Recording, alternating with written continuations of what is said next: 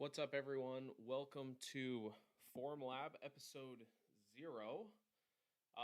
This is basically just a kind of a test episode so we can kind of see how things are rolling. We're going to answer some questions. It's going to be kind of a shorter show.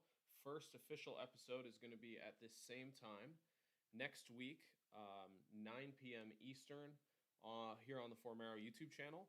So be sure to tune into that. Submit any questions that you have to us, and we love to answer them. It'll be myself and Matt Givens on the next show. So super looking forward to starting this off and getting this rolling. We've been wanting to do this for a little bit now, so it's just exciting to see it all come together, and it's a great place for us to answer some disc golf questions. So thanks for tuning in.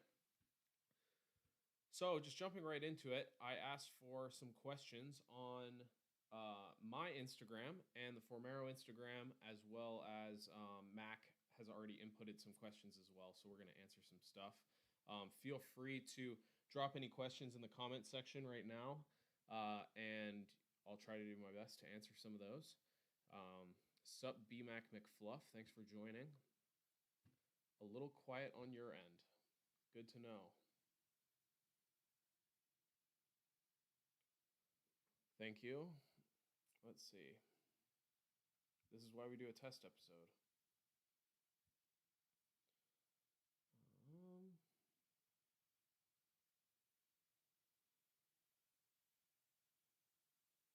Let me know if this is getting any better. This is Mac. That is Mac. Is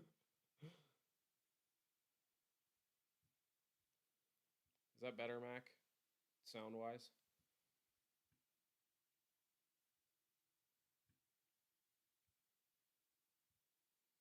Okay.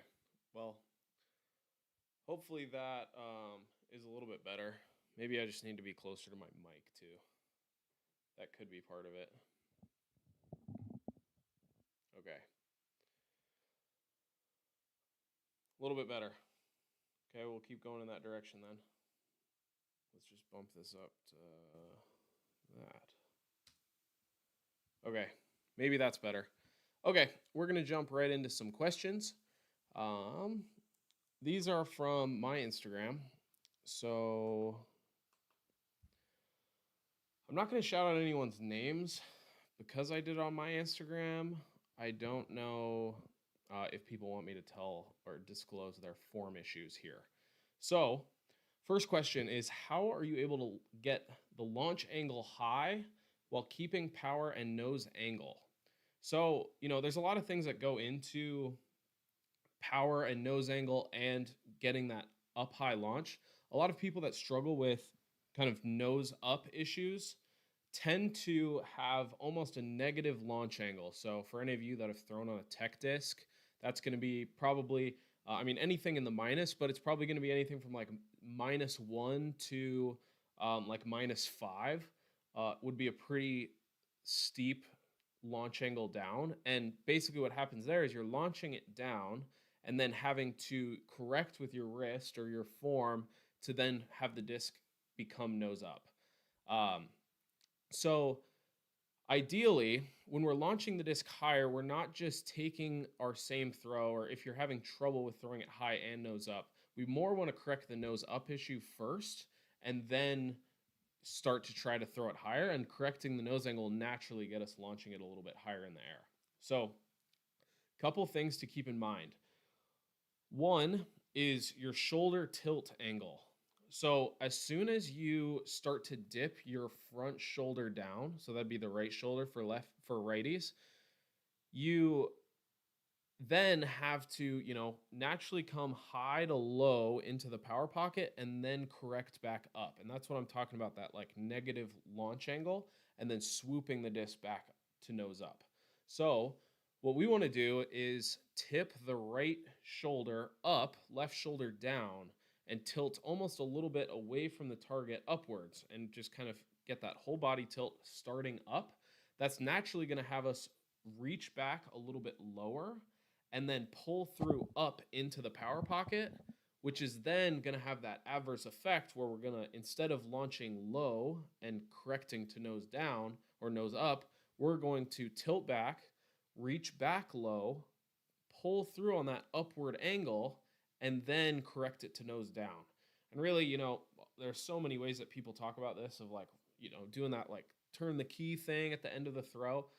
I think if you just work on having a lower reach back or at least in line reach back, same level as your pull through, and then uh, work from there to kind of correct the launch angle, I think it'll naturally adjust itself. But turning the key or making sure you get nose down with your wrist at peak reach back is going to be really helpful. Uh, but I think in general, we want that little bit of upward tilt, and a lower reach back to a higher pull through is going to naturally create a little bit more nose down. So, second question, any drills for avoiding that hip locking horse stance after the X step? Not sure what you mean by horse stance, but I'm going to assume that you mean when you plant, you're not getting that foot rotated as much as you would like to see. So, a lot of people have issues with this plant step, and there's a few common things that I see, and a lot of them are fixed in the same way. So, a couple things that we see are you're not reaching enough with the plant step or not having a wide enough base. So, if your hips are over your plant foot or they shift over your plant foot, it's going to make it really hard to rotate there. You're going to most likely kind of stay solid where you're at, because to rotate on our heel, or really to rotate at all, we have to have some sort of stagger and angle with our front leg. And the easiest ways to achieve this is one, getting a little bit lower in your stance overall, meaning getting your hips down, getting your hips back a little bit. That's going to naturally make it so you have more ability to plant wide. And then when we're planting wide, most people have gone ice skating before or rollerblading. And that feeling when you push off while ice skating or rollerblading, where you're kind of pushing with that inside part of your foot, and then you're pushing against that, and you're doing that to create momentum both ways. We want that same kind of feeling in the disc golf swing, but it's almost in a reverse effect with the plant. So as opposed to like really like pushing off that front leg, we're more bracing and we're pushing against that front part of your leg, but with the inside of your foot. And so if you're focusing on planting with the inside of your foot, it's going to be much easier to reach out and create that steeper angle with your front plant leg than if you're just planting flat on the ball of your foot, or really any part of your foot, but flat. It's going to be much harder to create that natural heel twist. So a lot of you, if you experiment with it, it's going to actually help a lot just thinking about planting with the inside of your foot instead of a flat foot. So go ahead and take that, plant with the inside of your foot, and you should start seeing some more heel rotation. And then at that point, a lot of people, once they start trying this inside of the plant step, they start rotating really quick and almost over rotating. And so from there, we want to just find balance. So find that inside part of your foot and then try to balance on that final step, and give yourself the best chance to be consistent in the throw. Starting position and ending position are two of the most important things when it comes to the disc golf throw. So if you can control that end position, it's great. How far should that wide stance be? This is from a YouTube comment, Matthew Marsh. So that wide stance, it's going to be a little bit different for everybody. So you're going to have to do some experimentation with what is comfortable for you. And I'm saying comfort like long term, because pretty much every single form adjustment right away is going to be pretty uncomfortable to an extent. Some of them feel good, but probably going to be a little bit uncomfortable to start with. So I'd say, and what I tell people is, take the widest stance you can and just start in a standstill. take the widest stance that you feel comfortable and where it's like starting to push discomfort. Take that wide of a stance and then take like another half step or full step from there. And that's kind of the place I want you to be at. Basically, if you are starting to get low, starting to bring your hips down and squat down a little bit and then reach, that's going to help and you're going to find your natural place there. But definitely just do some self experimentation and I think you'll figure it out. But basically, figure out what is a comfortable with and then take another extra step from there. Correct pull through to hit lines. So, this alignment thing, when people talk about hitting lines, there are so many, like, I wouldn't say controversial, but contradicting opinions online with disc golf form. And, people talk about trying to walk up left to right when you throw a hyzer, talking about trying to walk up right to left when you throw an anhyzer. And that stuff is all true. But in reality, we want your reach back to be directly away from your target line on every single throw. So no matter what line you're throwing, if you're throwing anhyzer, you're throwing hyzer, you're throwing low, you're throwing high, we want your reach back line to be a direct representation of where you're throwing. So most people get too caught up on where their reach back is relative to their body. They think about they're reaching too far around and then they try to reach out wider. And really those are just corrections that aren't necessarily even correcting the right thing. And so correct pull through to hit lines is just reach straight away from your target. Easy drill for this is just go to a soccer field or really any field with lines, or you can even set up, strings or discs to help your alignment. But ideally having a line on the ground that you can line up your disc with and just try to keep your disc over that line the whole time. So keeping your reach back directly away from the target. Kevin Kiefer is on. Kevin, thanks for joining. Form breakdown for Kevin Kiefer. Oof, man, there's a lot wrong with the Kevin Kiefer form. But no, overall, Kevin does a incredible job, I think, of using the lower body properly and clearing the lower body. Obviously, that little knee injury that you had while we were playing pickleball didn't help with that necessarily. But Kevin does a great job of doing what I was just talking about and getting low and having that brace foot be nice in front of him, but then still maintaining a lot of balance. If you also watch Kevin's throw, he does a great job of keeping his hips back. So that gives him plenty of room to pull the disc through, and his body is rarely in the way of the throw. And I mean, you've seen Kevin play at some higher tier events, and his accuracy is definitely top tier and one of his best skills, especially with his backhand. And I think getting that lower body, back down and kind of out of the way is a huge, huge piece of that. All right, I'm going to shout out Blitz Disc Golf for this one. But Blitz wrote me a question saying, does being yoked make you throw further? And, I've got some guys around me that are big, not naming anyone's names, but Ezra also is a little bit on the jacked side, and I think being bigger muscle-wise isn't a direct translation to form or direct translation to distance, but I think if you're doing some sort of athletic movement and if you've developed a certain amount of, muscle mass, I do think that is an advantage to your muscles are just used to firing. And so your whole body is naturally going to fire more efficiently when you've done some sort of weight training. Do I think that, like sport specific and like very like quote unquote functional training that you see a lot of pro athletes do? I think that is probably going to be the most effective way to gain distance. But I think, having muscle mass in general is going to be very helpful.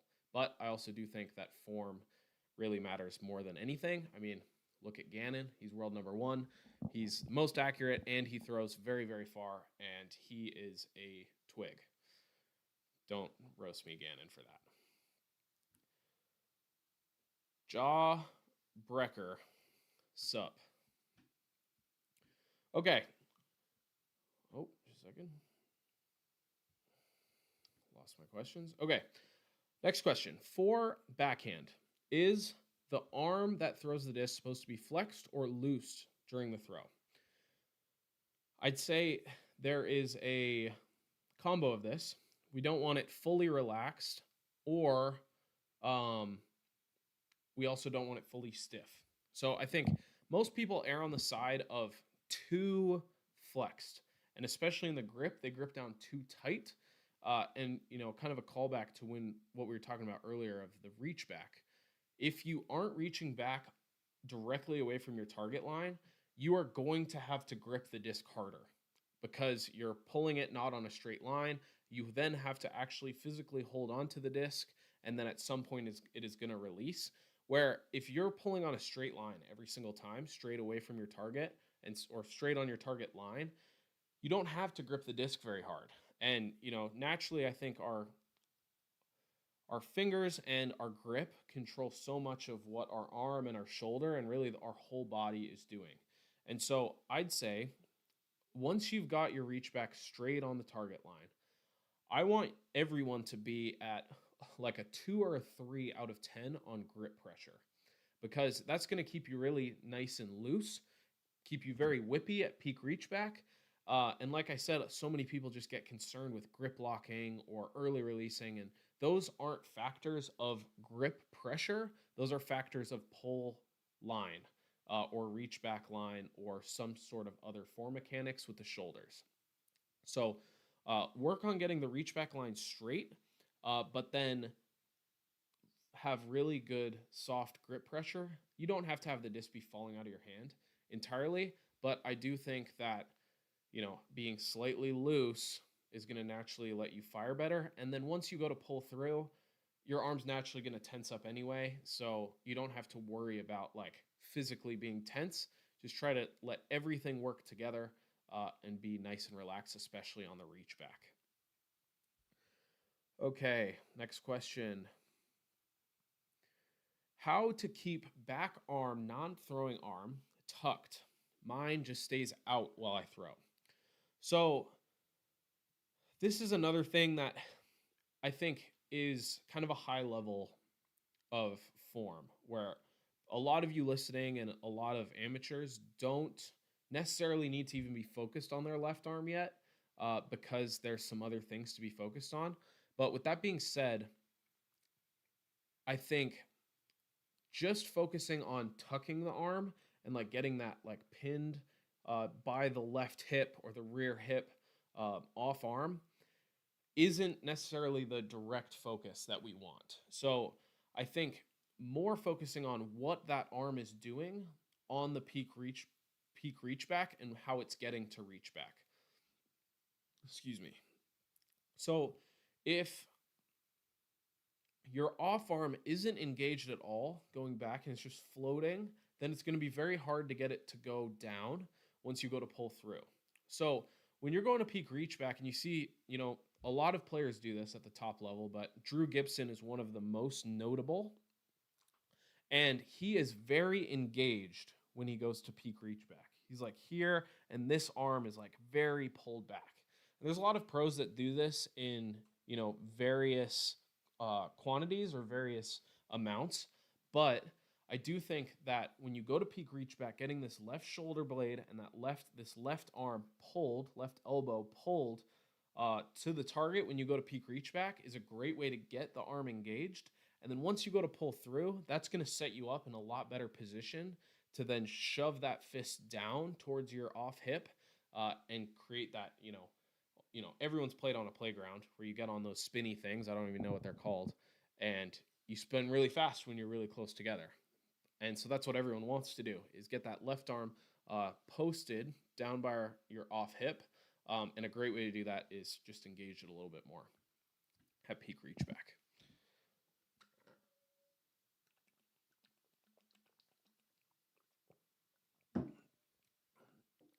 how much lag between plant foot and disc beginning forward. So I think mainly what everyone should be, the goal that everyone should be going for is peak reach back and plant step going at the exact same time. So those timing up where you hit, you plant down, and your peak reach back happen together. We've all heard that. But I'd say there's very few people that get to their peak reach or get to their peak plant before they get to peak reach back and then still get to peak reach back. So more people have the issue of going to peak reach back before their plant foot hits the ground. And so I think pretty much everyone across the board can focus on planting quicker. And there's a few ways of going about this. You can think about actually physically pushing that last step into the ground faster. You can think about using a metronome. So having every single step be the exact same beat. So your first step, X step, plant step are all in the same timing, because a lot of people go more like plant step, X step, then they plant. So I'd say try to get that plant foot down on the ground a little bit faster. And so that's the timing we want to get set up. And then, what you're talking about is how much lag between the plant foot and the disc beginning forward. I think really as soon as both of those get to their peak point, you should be going. I do think if there can be a slight delay in the peak reach back firing as the hips fire. So letting the hips fire first, just barely, and feeling like you're staying at this peak reach back while the hips are going.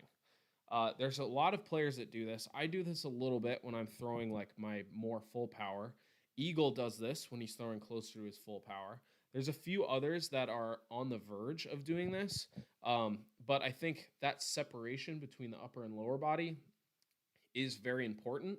I don't think it's quite as much as as golf. I think traditional golf or baseball, really any of those sports that are similar to what we do, but they have that extension, whether it's the golf club or the bat. I think those sports are able to get away with a little bit earlier hip and leg fire and let the upper body separate and kind of fall behind. But in disc golf, obviously our arm is our lever. So we can't really get too far ahead with our lower body because our arm still has to catch up. We don't have that actual physical object to do it for us. So I think slight separation with the lower body going before and holding that peak reach back just a little bit longer, almost taking a pause at that peak reach back, can be very beneficial. But like I said, slightly early plant or slightly early hip fire is, a very high level form thing, but it is, very helpful and can gain a lot of distance if you do it well. Another question kind of around that, like muscle mass that we were talking about earlier. Someone asks, height, body mass, muscle mass, what effect do you think these have on a person's form and distance? So, kind of like I was saying earlier, I think form is number one. I think, being athletic and having some sort of muscle mass is great. But I do think that,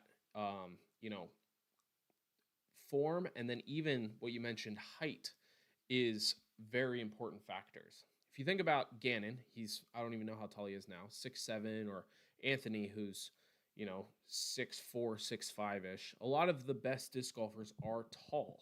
I'm actually on probably like the shorter side, or at least average height for disc golfers. And I'm 6 foot or just over 6 foot. And so I think the longer your arms are, the naturally more time you're going to have to accelerate the disc. So I think height plays a big factor. I think body mass is, kind of one of those things that goes kind of both ways. You can be very athletic and just be a little bit bigger, and still have great, like muscle mass and everything like that. But then you could also be a little bit heavier and not have that muscle mass. And so I think it's more of a uh, topic of, is the muscle mass good or not? And I do think it's helpful.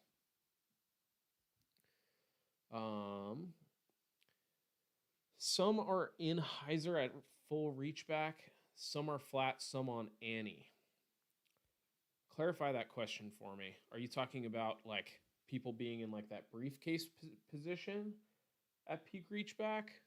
And then some people are like up a little bit. Clarify that for me in the comments. Who has the best forehand to model after? There's a lot of great forehands in this game, and I think there are a lot of people that have throwing backgrounds that are able to do it in a way that some aren't. So, I think like obviously Jake Wolf has a ridiculous forehand. I think even like guys like Eagle or Anthony Barella have good forehand techniques, but they're also just kind of athletically gifted and great throwers of the disc in that fashion. Um, Guys, or one guy in particular, and I've mentioned him quite a bit here, underrated forehand kind of, but Gannon, again, very, very compact form. He keeps the disc very much online the whole time. He lets his elbow drift away from his body, and he's very consistent. He doesn't do a huge motion. He doesn't do anything crazy. He's just very compact, very technically sound on the forehand, and just kind of gets the job done. Uses it for what he needs to. If you're looking to be like a forehand dominant player, then I'd say, experiment with some more drifting or bigger throws. But I do think that, being technically sound, keeping the disc on line and on plane as much as possible, not bringing it too far up offline, more just focusing on the elbow drift and kind of loading everything, locking the wrist in place. I think that's going to be a lot more beneficial. Okay, so back to this. So asking a question of peak reach back, that some people are on hyzer when they reach back. Some people are on, kind of a flat angle, and then some people are on like anhyzer or hyzer, whichever one you want to call it. But there's all these different angles for peak reach back. I personally like to try to keep my disc on the angle I'm trying to throw at all times. So you see, like Niklas Antila does this extremely well. He keeps the disc in that same pocket the whole entire time. And I think this just makes it easier to get consistent angles of release. I think if you're trying to throw it big, you see a lot of people go to a slight briefcase hold where they drop the disc down a little bit.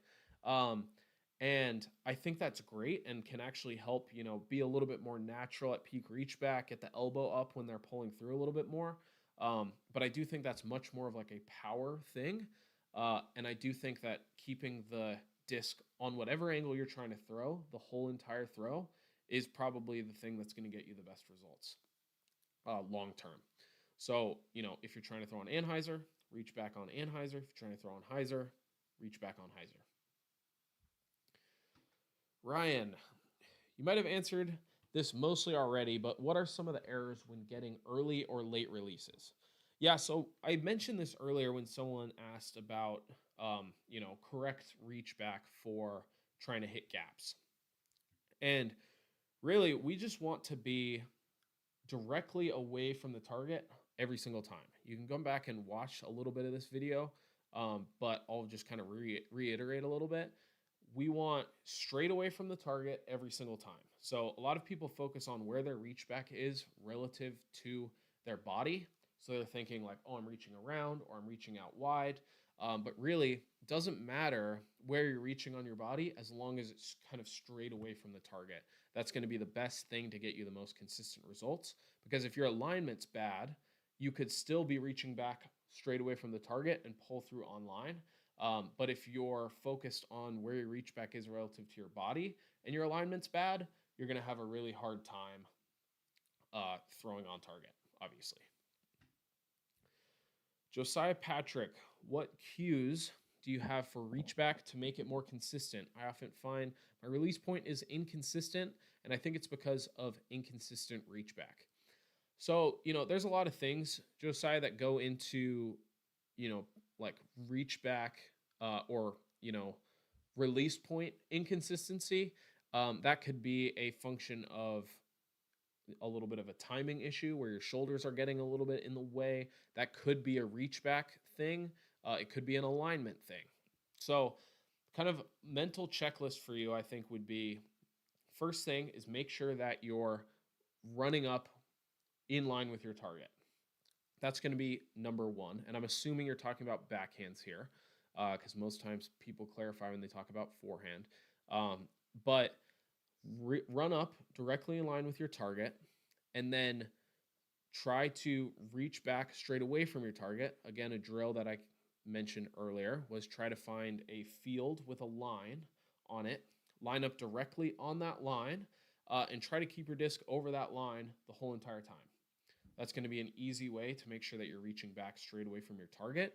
Another thing, a lot of people are in the cold months right now with some snow on the ground.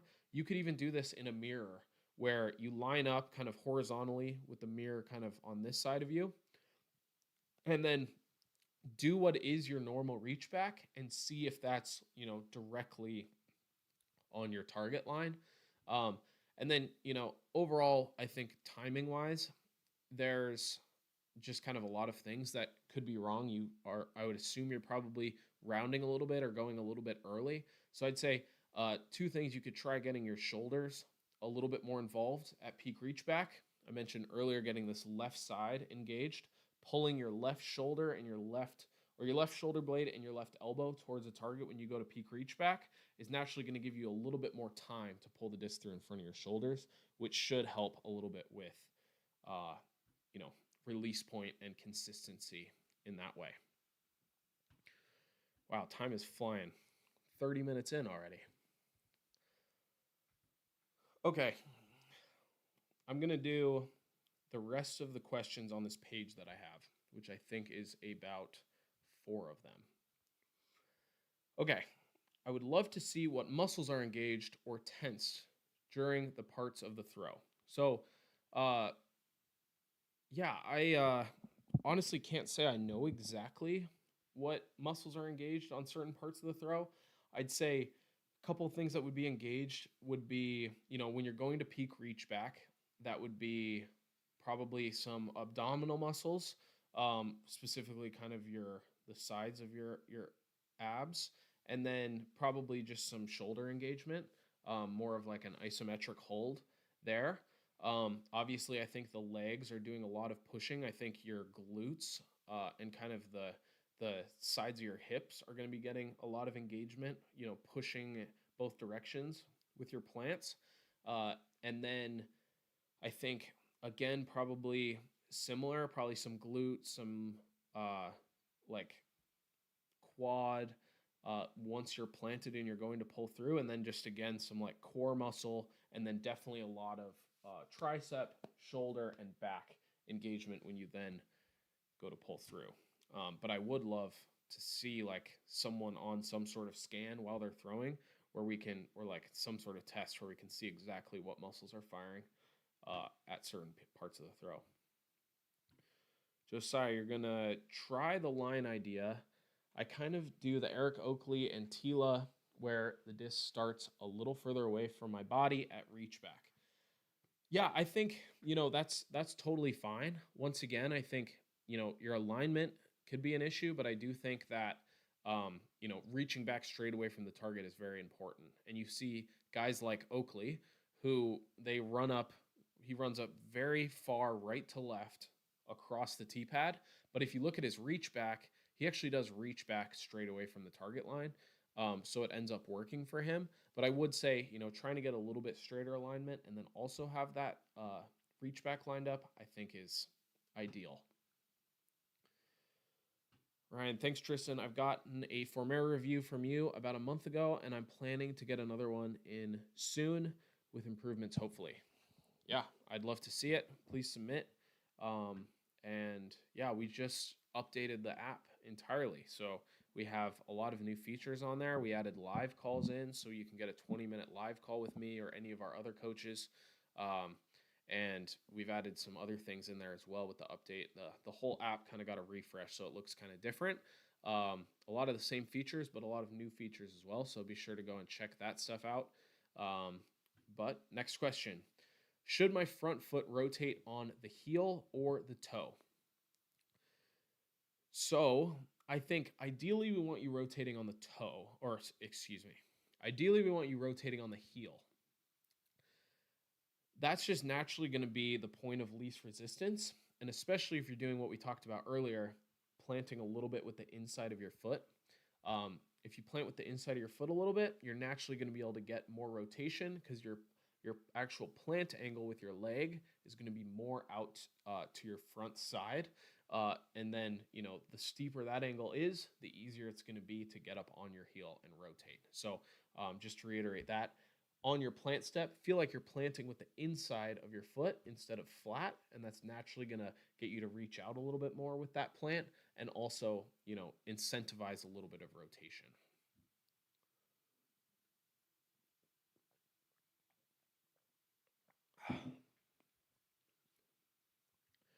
A big conflict I hear is about curling the wrists. Any thoughts you can offer?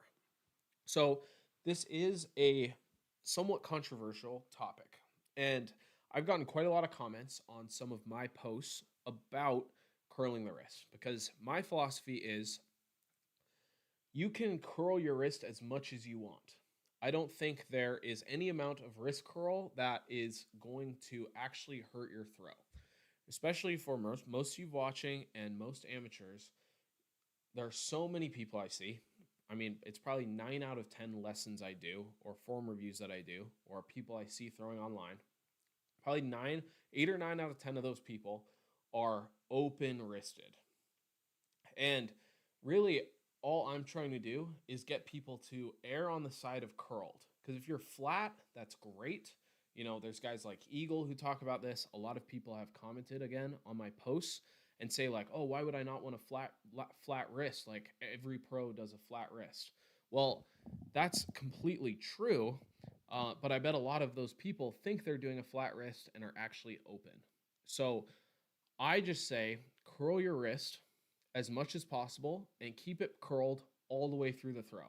That's going to get you used to being erring on the side of curled instead of open. And I think as long as you're a little bit closed, you're golden. Obviously, if you're flat, you're good. I think if you're open, there's just a lot of correction that needs to be done in the throw to make it right. So curl the wrist. But really, watch videos of yourself throwing and be very critical because you're probably at peak reach back a little bit open. Okay, folks, I think this is going to be my last question, unless we get a few more questions in the comments here. I'll happily answer whatever questions are in the comments once I'm done with this last question. Tips on gaining distance and then a peace sign. So, tips on gaining distance. I think overall, trying to make your form more efficient is going to be probably the easiest way to gain distance. I would like to say, though, that every single person that has a lot of distance, a lot of power, everyone's like, oh my gosh, it's so effortless, or wow, they're so powerful, the disc comes out so fast. Every single one of those people, including myself, has had a short or extended period of time where they have obsessed over throwing as hard as they can or as far as they can on every single shot of every single round that they play. So I'd say form is great. Do form work, try to get more efficient, but at some point, you're just going to have to throw as hard as you can over and over again. Do self-experimentation, get your muscles firing, and really just overload everything you possibly can. Because, that's how people gain in anything. If you go to the gym, you have to, repeatedly lift weight to then lift more weight. It's the same thing in distance and speed. You just have to actually push those limits, throw faster, throw out of control to an extent, see what gives you more power, see what gives you less power, and make self-corrections. Wow, you guys really jumped on the questions as soon as I said I'll answer some questions. So we've got two more, maybe. No, one more. Great show. You are very good at articulating your answers. Most pros are not great at that. Check in with you later. Check your text when you get done.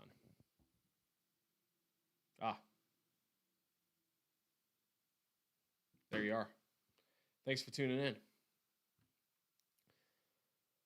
I throw 10-ish degrees of hyzer on my stock shots. Struggle with anhyzers / rollers. Consistency without pulling the disc right. How should my throw change for Annie? I throw 10 degrees-ish of hyzer on my stock shots and struggle with anhyzer rollers, consistently pulling through this right. Okay, so if you're trying to throw more anhyzer or a roller, even though you're feeling that you are pulling through on anhyzer, you're trying to throw on anhyzer, you are most likely two things. A little bit over your toes with your weight, where you are then crowding the disc a little bit, and then you naturally are going to be farther forward, and the disc has to come through on hyzer. It's almost impossible to throw anhyzer with your weight over your toes. So I'd say, first thing, get your weight back a little bit. Almost feel like you're on your heels a little bit. I still want you athletic. I don't want you like toes up on your heels, but a little bit more even weighted, maybe even a little biased to your heels for an anhyzer or a roller. Get your hips down and back away from your body, and then chest high and almost feel like you're going to fall over backwards. And then, keep your arm on an anhyzer angle, keep that almost falling over angle the whole time, and then throw your shot. I almost guarantee you it's going to come out on anhyzer. Things could happen. It could not. But I think if you experiment with really leaning back, getting your chin up, shoulders back, weight back, overall, you're naturally going to throw on some more anhyzer.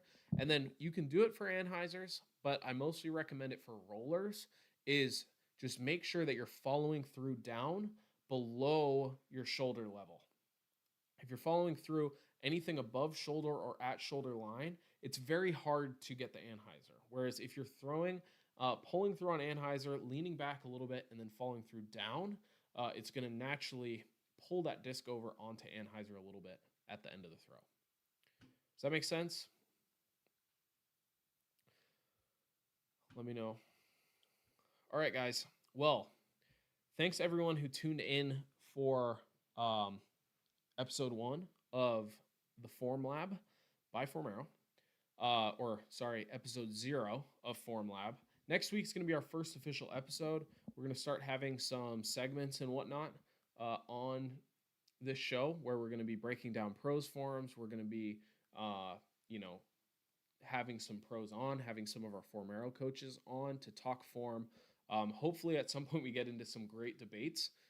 Like I said, I've gotten some pushback on some of the things I've said online about form, and I'm really excited to, talk to people and work through and try to find what the best solutions are to get you guys better results and get ourselves better results in general. Should my pull through be higher for Annie? I've heard that before. Not sure if it's true. Yes, I do think, naturally having a higher elbow pull is going to get you on anhyzer. But really, naturally I want you to lean back. If you lean back, notice how if I'm forward, my elbow is going to be down. If I lean back, this elbow is naturally going to come up. So just make sure you're getting that body position right. And then that should do pretty well. Okay, everyone, thanks for tuning in. We're going to wrap up here. Be sure to follow Formero here or subscribe to Formero here on YouTube and follow Formero app on Instagram. We're going to be posting a lot of these clips on the Instagram page afterwards. And we look forward to you guys tuning in next week and in weeks to come, and drop us, you can message me any questions. You can message Formero any questions you have. You can message really any of our coaches with any questions that you would have. And eventually we'll have a good place for you guys to submit questions and even some videos and audio questions as well. So thanks everyone for tuning in, and we'll see you next week.